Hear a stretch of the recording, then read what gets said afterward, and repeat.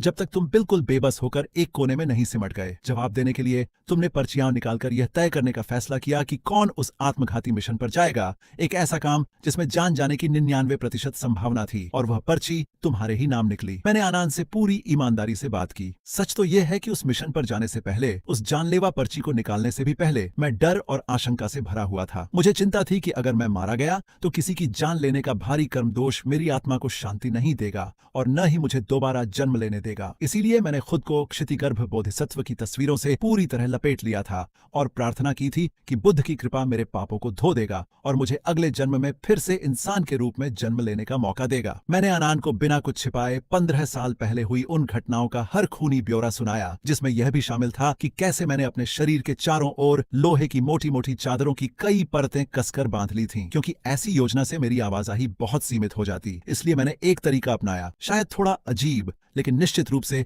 असरदार। मैंने खुद को उस युद्ध के मैदान की रेत में दफना लिया जहां से मेरे दुश्मन को गुजरना ही था। मैंने सांस लेने के लिए बस एक पतली नली बाहर छोड़ रखी थी। जब आखिरकार उसका काफिला वहां पहुंचा तो वह अपनी गाड़ी से बाहर निकला और पेशाब करने लगा, ठीक मेरे सिर के ऊपर खड़े होकर। सही मौका देखते ही मैंने अपनी चाकू ऊपर की ओर जोर से मारी, जो उसके कमर के नीचे के हिस्से में जा लगी और उसे बुरी तरह घायल कर दिया। फिर मुझे एक कड़वी सच्चाई का सामना करना पड़ा। मैं अकेला खड़ा था उस रेतीले मैदान में, हजारों पागल गुंडों के सामने बस एक अकेला आदमी।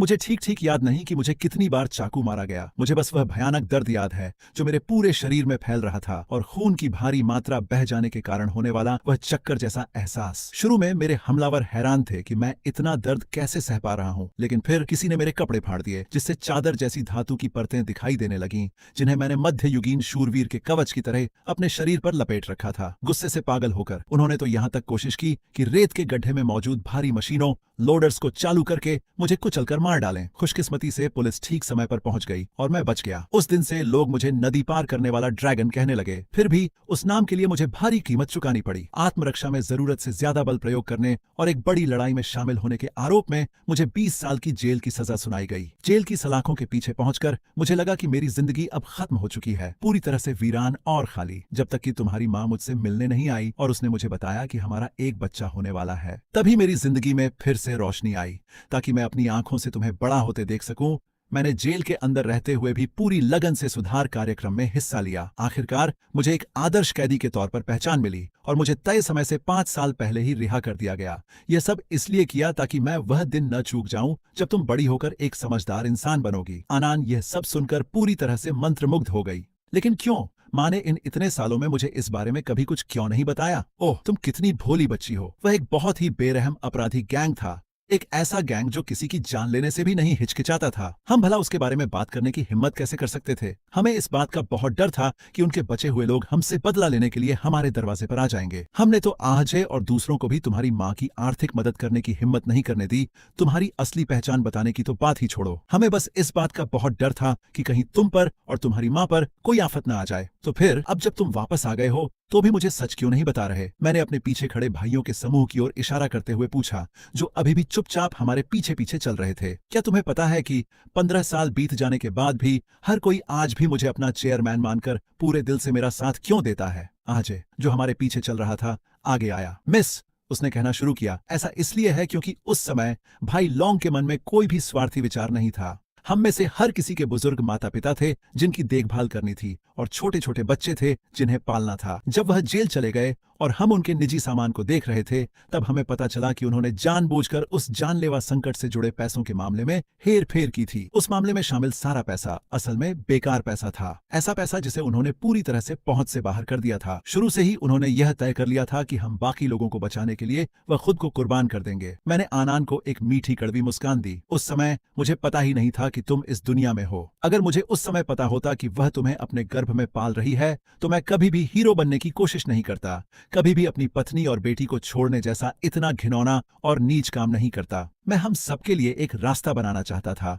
मैंने आनंद को एक कड़वी मुस्कान दी। उस समय मुझे पता ही नहीं था कि तुम्हारा भी कोई अस्तित्व है। अगर मुझे पता होता कि वह तुम्हें पहले से ही अपनी कोख में लिए हुए है, तो मैं कभी भी हीरो बनने की कोशिश नहीं करता, कभी भी अपनी पत्नी और बेटी को छोड़ने जैसा घिनौना काम नहीं करता। मेरे नजरिए से मैंने सचमुच तुम्हारी माँ को छोड़ने का ही फैसला किया था, और ठीक इसी गहरे रग रग में समाये हुए पछतावे की वजह से मुझे लगता है कि मेरे पास तुम दोनों के सामने सब कुछ कबूल करने का कोई चेहरा ही नहीं बचा है। ठीक है, अब तुम सब मेरा पीछा करना बंद करो, वापस जाओ और तुरंत कंपनी के मामले संभालो। आजे का रवैया तनावपूर्ण और अजीब हो गया। उसने मदद के लिए मिस आनान की ओर गिड़गिड़ाते हुए देखा। भाई लोंग युआंडा वापस जाने से इसलिए मना कर रहे हैं क्योंकि वह वफादारी और भाईचारे को बहुत ज्यादा अहमियत देते हैं। लेकिन 15 साल पहले हम कमजोर और छोटे थे और उनकी पनाह में छिपने पर मजबूर थे ताकि हमें उनकी सुरक्षा मिल सके। अब 15 साल बाद आखिरकार हमारी बारी आई है कि हम इस भारी एहसान का बदला चुकाए। प्लीज मिस आनान, भाई लोंग को मनाइए कि वह युआंडा वापस जाए और पूरी बागडोर अपने हाथ में ले। माथे पर बल डालते हुए मैंने पक्के इरादे से कहा, तुम सबको यहाँ से जाना होगा। मैंने उस समय जो कुछ भी किया था उसके बदले में तुमसे किसी भी तरह के एहसान की उम्मीद नहीं की थी। अचानक आनान बोल पड़ी। उसकी आवाज में थोड़ी झुंझलाहट थी। डैड, मैं एक अमीर बाप की बेटी बनना चाहती हूँ। मैं हक्का बक्का रह गया। आनान बहुत ज्यादा बेचैन हो गई। वह खड़ी हुई, मेरा हाथ पकड़ा और मुझे जोर जोर से झकझोरने लगी। मुझे कोई परवाह नहीं, मैं तो बस एक अमीर बच्चा बनना चाहता हूँ। तुम 15 साल जेल में रहे और तुमने माँ और मुझे पहले ही 15 साल तक तकलीफ दी है। अब जब लोग हमारे दरवाजे पर आकर तुम्हारा एहसान चुकाने की पेशकश कर रहे हैं तो क्या एक अमीर लाड़ प्यार वाली औरत की तरह जीना बहुत बढ़िया नहीं होगा? उसने पूछा। लेकिन यह तो एक आदमी के उसूलों और इज्जत का मामला है, अपने भाई के लिए खड़े होने का। मैं इसे पैसों में कैसे तोल सकता हूँ या इसे किसी इनाम के तौर पर कैसे कबूल कर सकता हूँ? उसने अपने आंसू पोंछे। उसकी आंखों में अचानक नफरत की एक ऐसी झलक दिखाई दी जो मैंने पहले कभी नहीं देखी थी। मुझे तुम्हारी भाईचारे की बातों या तुम्हारी मर्दाना इज्जत से कोई लेना देना नहीं है। अगर तुमने आज इसे ठुकरा दिया तो मैं तुमसे हमेशा के लिए नफरत करूंगी। इसका मतलब यह होगा कि अपने बेतुके घमंड की खातिर तुमने खुद ही माँ और मेरे दोनों के लिए एक आराम भरी खुशहाल जिंदगी जीने का मौका बर्बाद कर दिया। मैं हिचकिचाया। मेरा दिल अंदरूनी कशमकश से टूट रहा था। कुछ देर बाद मैंने अपनी बेटी की पक्की नजर से नजर मिलाई। आखिर में मैं आजे और दूसरों की तरफ मुड़ा और कहा, अगर तुम सच में मेरा एहसान चुकाना चाहते हो तो क्या तुम उस स्कूल की कैंटीन को खरीदने का कोई तरीका ढूंढ सकते हो और मुझे उसे चलाने दे सकते हो? यह सुनकर मेरे भाई तुरंत गुस्से से भर गए। भाई लोंग, एक मामूली सी स्कूल कैंटीन, ये तुम्हारी शान के बहुत नीचे है। ये तुम्हारी हैसियत की बेइज्जती है। इसके बजाय यह कैसा रहेगा, हमारे युआंडा ग्रुप की अलग अलग जगहों पर कुल 25 कर्मचारियों की कैंटीनें हैं। हम उन सभी का ठेका तुम्हें दे देंगे। हम अभी कागजात पर दस्तखत कर देंगे ताकि तुम तुरंत काम संभाल सको। और किराए की बात, तुम ग्रुप को अगले साल पैसे दे देना जब तुम्हें मुनाफा होने लगे। क्या इसका मतलब यह नहीं होगा कि तुम मुझे यह सब मुफ्त में दे रहे हो? मैंने पूछा। भाई लोंग, हम ऐसे भाई हैं जिन्होंने एक साथ मौत का सामना किया है, फिर ऐसी छोटी मोटी बातों पर क्यों बहस करना? मैं एक बार फिर मना करना चाहता था, लेकिन जिस पल मैंने आनान की आंखों में उम्मीद भरी चाहत देखी, मैं अपनी उस बची खुची मर्दाना इज्जत को, जिससे मैं अब भी चिपका हुआ था, बस एक तरफ रख सका। कुल 26 कैफेटेरिया के कैटरिंग कॉन्ट्रैक्ट हासिल करने के 1 महीने बाद मैंने सामान ढोने के लिए एक पुरानी गाड़ी खरीदी। फिर मैंने 2 एकदम नई गाड़ियां खरीदी, एक मेरी पत्नी के चलाने के लिए और दूसरी जो पूरी तरह से क्रिस्टल से जड़ी हुई थी, आनान के कमरे की सजावट के लिए। उनके चेहरों पर छलकती सच्ची और दिल से निकली खुशी देखकर मैंने मन ही मन सोचा, छोड़ो भी, अपने छोटे से परिवार का भरण पोषण कर पाना और यह सुनिश्चित करना कि वे सबसे बेहतरीन जिंदगी जिए, यह किसी भी और चीज से ज्यादा मायने रखता है। जहां तक उस इज्जत की बात है जिनसे पुरुषों के बंधे होने की उम्मीद की जाती है, तो अगर मुझे उन्हें खोना भी पड़े तो कोई बात नहीं। आनान अब वह बाकी और बिगड़ैल लड़की नहीं रही जो वह पहले हुआ करती थी। उसने अपनी संदिग्ध दोस्तों की टोली से खुद ही नाता तोड़ लिया है